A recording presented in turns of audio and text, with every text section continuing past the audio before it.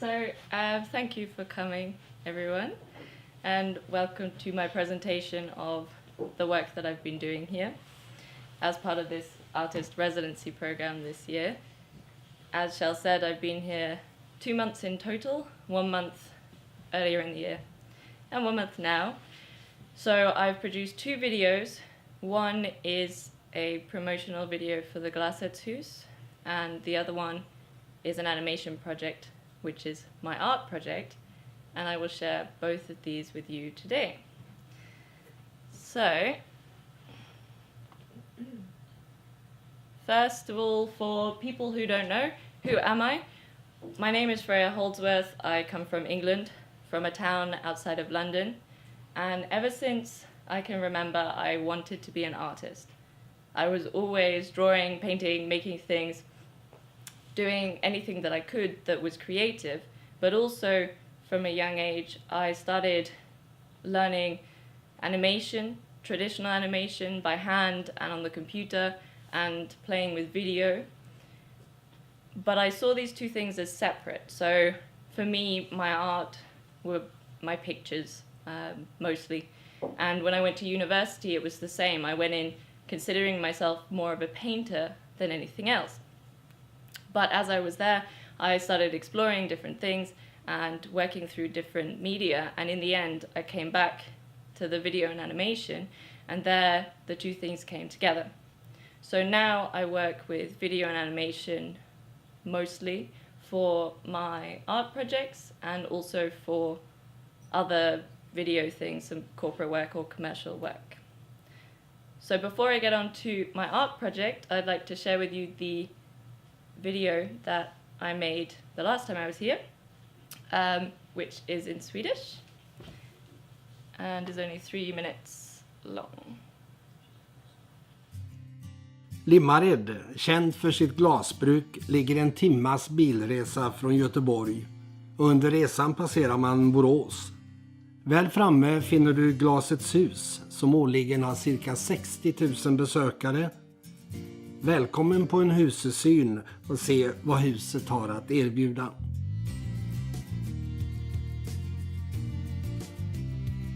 När du kommer in möts du av en miljö som väcker både beundran och nyfikenhet. Huset byggdes så sent som 2012, men har en historia som går tillbaka till 1740, året som Limmareds glasbruk grundades.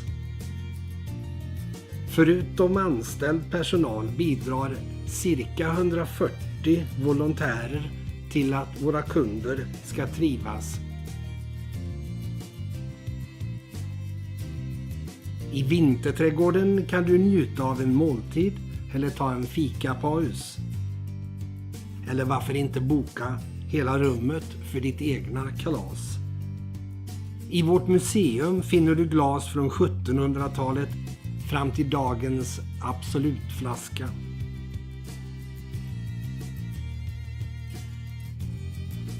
Att boka någon av våra professionella guider höjer upplevelsen ytterligare. I vår glashytta kan du se när våra konstnärer skapar sina verk. Du kan också boka en tid för att själv blåsa ditt eget glas. Det är också en mycket trevlig gåva att uppvakta nära och kära med. Nu är vi i vår utställningshall. Här presenterar vi cirka 6 utställningar per år.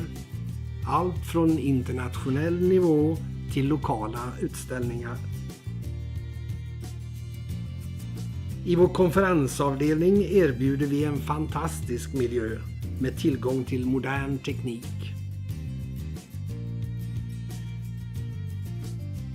Vi vill gärna överträffa besökarens förväntningar. Kanske du vill avsluta ditt besök med att köpa något glas från vår egen hytta.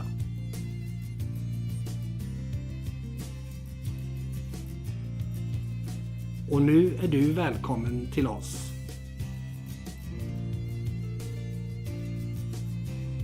Denna film är gjord av Freya Holdsworth, en av våra Artist in Residence.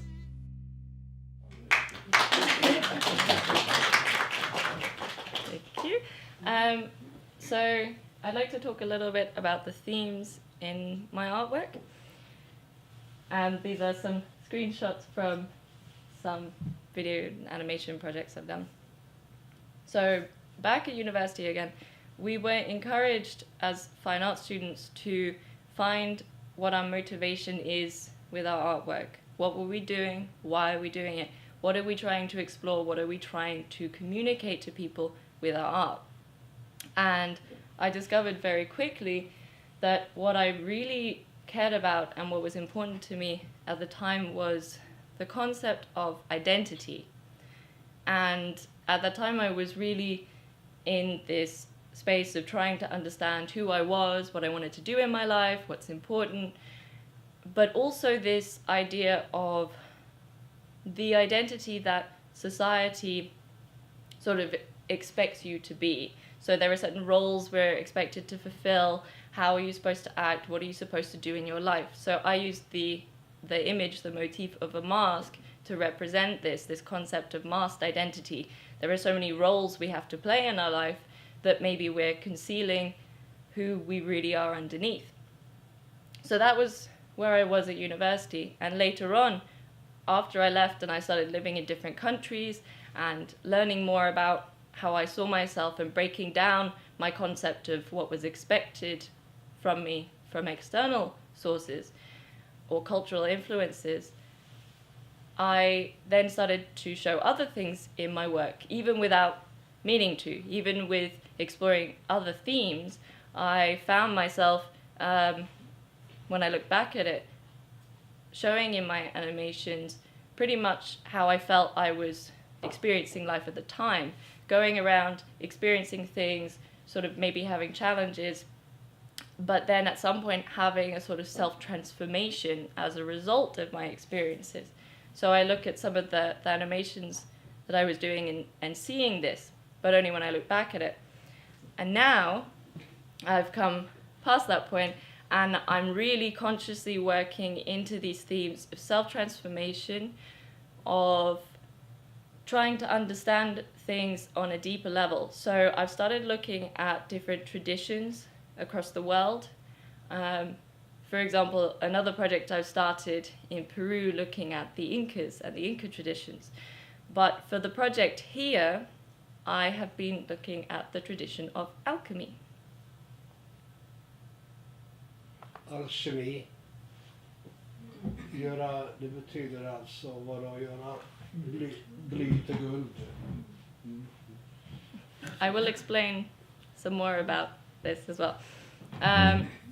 But first, when I was first talking to Kjell about doing the Artist Residency, he asked me if I could be inspired by this place. And I said that I could be, and what I found the most interesting was the glass blowing process itself. That you take some substances, melt them down, and then through using different techniques, you can create like amazing, varied pieces of work. And that transformation I found really interesting. So initially I thought, okay, well, I can tie this back into my like self-transformation work by making an analogy, so that I would use imagery and film the glass blowing process and try to sort of do a parallel, a correlation with the self-transformation work. But as I started to work on the project, I realized that this was not really working the way that I thought, and it didn't feel right anymore. So I decided, okay, it's not too important to force the idea to work, but I'll use this place and what I can find to inspire me as I work on this project. Again, looking at the theme of alchemy, which actually I only started to learn about because I came across a book a couple of years ago that I've used as a guide. So alchemy, what is alchemy? I have a quote here from Rumi, who was a Sufi poet, and it says, "When you see through the veils of how things really are, you will keep saying again and again, this is certainly not like we thought it was." So Rumi was not an alchemist. Rumi is a famous poet from the Sufi tradition, which is related to Islam. However,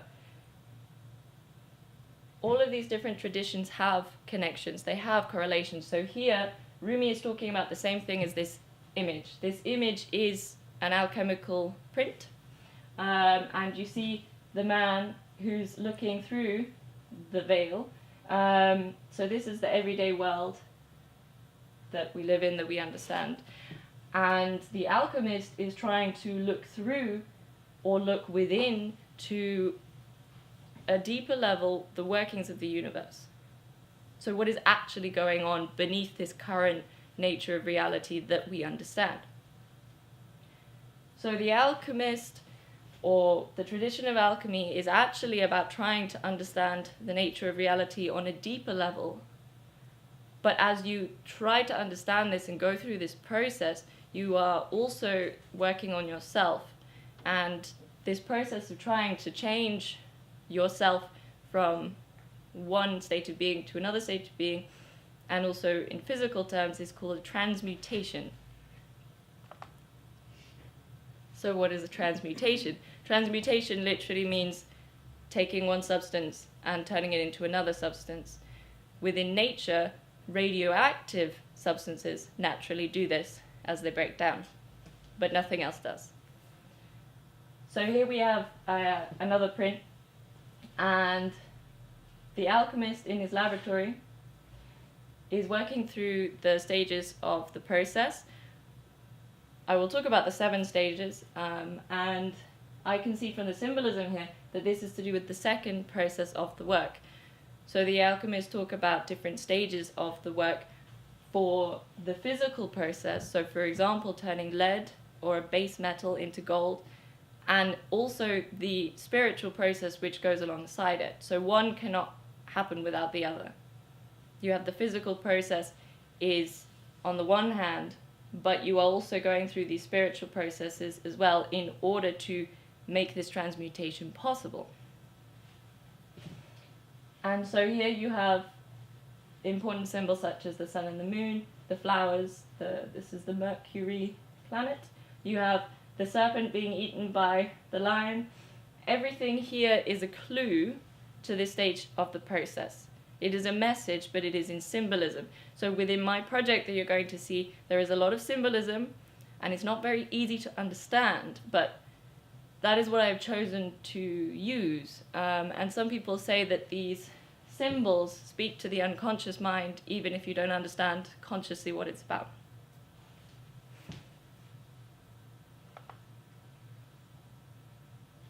So within alchemy, the elements are also important. Earth, water, air, and ether. These shapes with the triangles represent the different elements. But they also talked about the 5th element, also known as ether. And the 5th element is the spiritual essence within everything. I don't understand ether. It's a word that they use to describe the spiritual essence that is within everything. Okay. So they call this the ether, they see it as the 5th element. They see everything in reality as being made of a combination of these elements, but everything has the ether. It's like the spirit, it's like the soul in a way, more spirit. So within people, but within everything in reality. So this is the element that the alchemist is seeking to find, and only through finding the ether is it possible to understand how to transmute something into something else.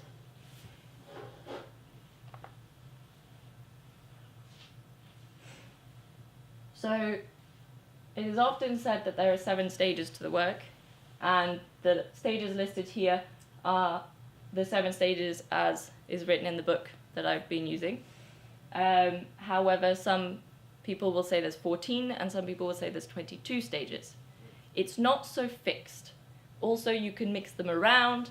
Often the alchemists would trick people to a certain extent. They'd miss things out. They'd change some of the information that they're giving forth in order to make it more difficult for people to try to do these processes without fully understanding. The idea is that the initiate who really understands will see what's missing, will see what needs changing.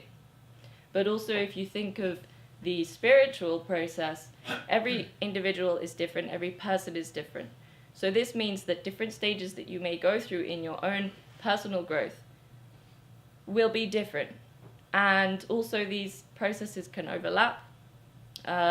So whilst there are some stages that maybe will definitely come later than others, it's not so straightforward. And these are all hermetic illustrations. Okay, so yeah, these are the 7 stages I'm using in my video, so you will see me working through them. I'll introduce you to 2 more symbols that are shown in my video. The caduceus is represented as 2 serpents or snakes wrapped around a central pole, represent polar opposites.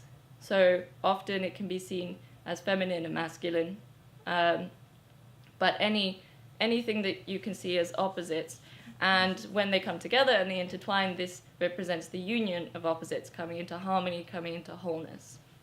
So here you have a man and a woman fighting, and again the masculine energy is represented by the sun, the feminine by the moon, and here Hermes is trying to stop them fighting and to encourage them to go into union. So the conflict, the separation stage, is the 3rd stage of the work, and the coming together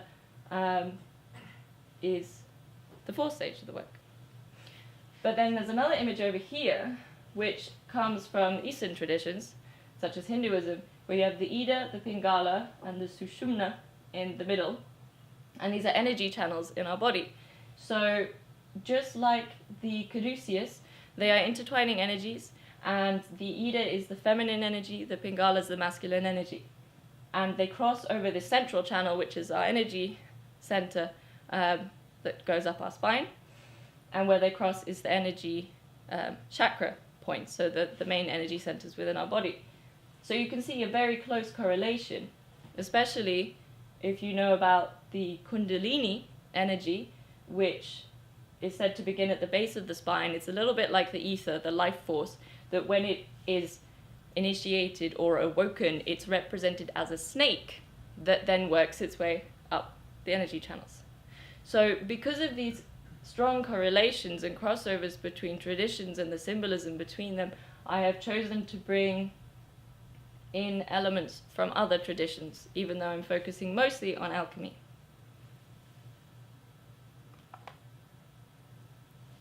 So this is the last one before I show the video, and the video is only 8 minutes long. So the Ouroboros.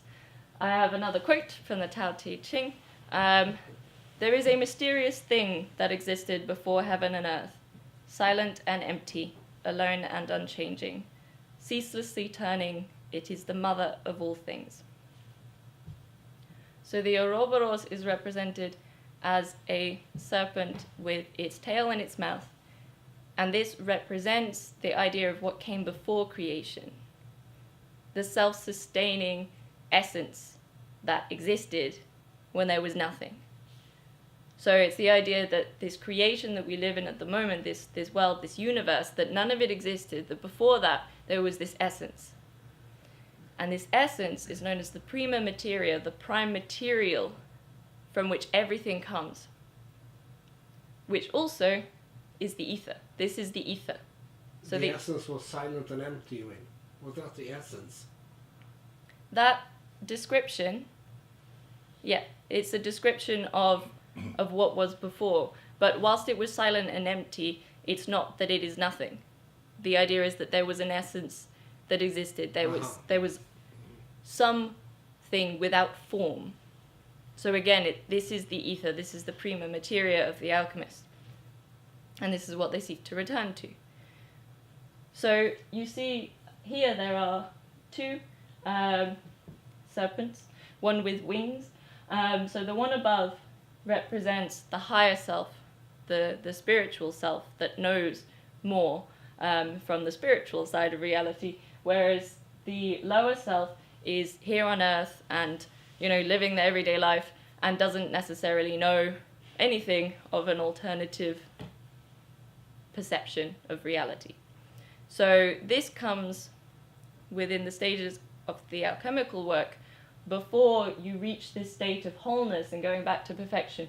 So again, you've got this sort of opposites, but this is later in the work than the feminine, masculine aspects within our everyday self. This now is trying to unify our lower self with our higher self. And through this process, which is known as distillation, you then aim to go back to this perfection, that you are whole, you are no longer divided, and you fully understand everything that makes you who you are. So this stage of the process, people say solve e coagula, dissolve and coagulate, which you can also say dissolve the body and bind the spirit. So this is the process that both aspects of ourselves need to be transformed in order to connect with the other, in order to come into wholeness and come back to that perfection and that unity. So now that I've given you some background to some of the symbols and the theory behind the work that I've been doing, I'm going to show you the video. There is some audio at the beginning where I'm speaking, but after that it's purely visual. So do not expect to necessarily understand what is happening. It's a lot of symbolism, but just watch it, accept it, and hopefully you'll enjoy it on some level as well. Thank you. In the beginning was the One. Through meditation, the One turned itself into a naught. The sacrifice of unity brought forth the Logos, the Word, which fertilized the egg of creation, bringing forth the light. The eye of God was born. Through separation, the One felt great pain, a pain that can never truly be healed until unity is returned once again. This is the challenge of duality. The alchemist seeks to find his way back to the original state of wholeness, to this divine transcendence. But he must begin, just like the rest of us, imperfect and divided. Thus, the work commences.